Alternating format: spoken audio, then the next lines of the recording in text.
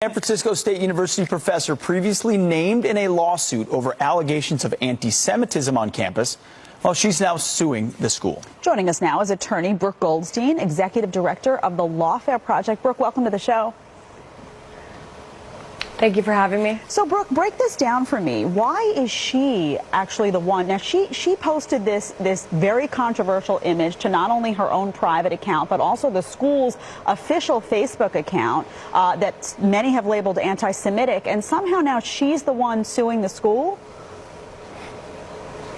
Exactly. She was a named defendant in one of the lawsuits that the Lawfare Project brought on behalf of Jewish students and community members suing San Francisco State University for Title VI violations, creating a hostile environment against Jewish students, also First Amendment violations, and of course Rabab Abdulhadi was at the center of this. This is a very radical professor at San Francisco State University who has ties to Hamas-dominated universities, who led a trip where she invited students to meet with members of a designated terrorist group, the Palestinian Front for the Liberation of Palestine.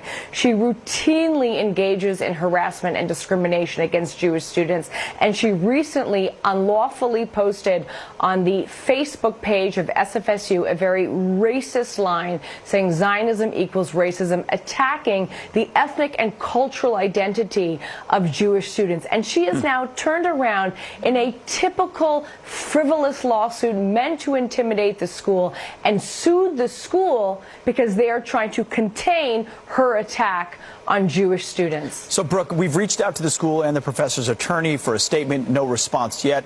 We'll see if we get one. But your point is, so Jewish students at that university feel targeted by a professor specifically because of their religion and their background. And now when they win a favorable settlement, not only does the professor not get fired, she continues with her anti-Semitic behavior and sues the school itself. I mean, what does it say about this, the status of higher education and the view of Israel in these places?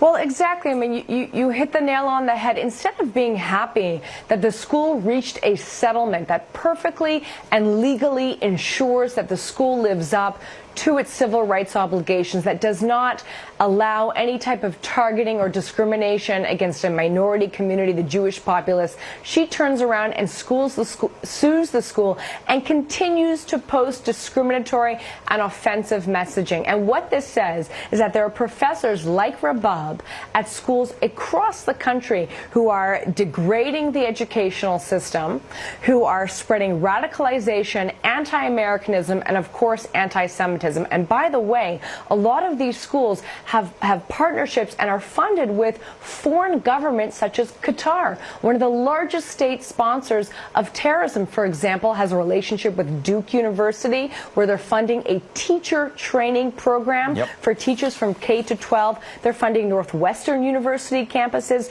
Georgetown University campuses abroad, all in an effort to radicalize American college and university students. Or at the very least normalize radical ideas within American culture, which is what they try to do.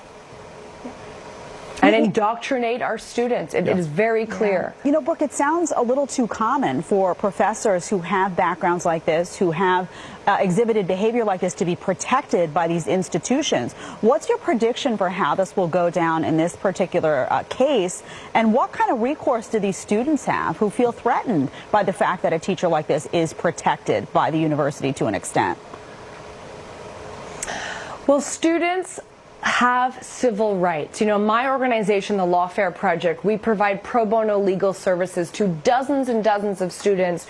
We receive phone calls 3 to 4 times a week from Jewish students who are targeted on American college campuses. They have rights. The most important thing is to know your rights, know how to recognize a free speech violation, know how to recognize a Title VI violation. And what I think is going to happen at San Francisco State University is I hope they will live up up to the obligations that they are legally obligated to live up to under the settlement that we reached with them. And the Lawfare Project will do everything that it can to ensure that the terms of the settlement are enforced, and Rabab Abdulhadi and professors like her are no longer allowed to engage in unlawful discrimination against Jewish students on that campus. That's what it's about. Brooke, thank you very much for your time and the work you do at the Lawfare Project. We appreciate it. Appreciate it.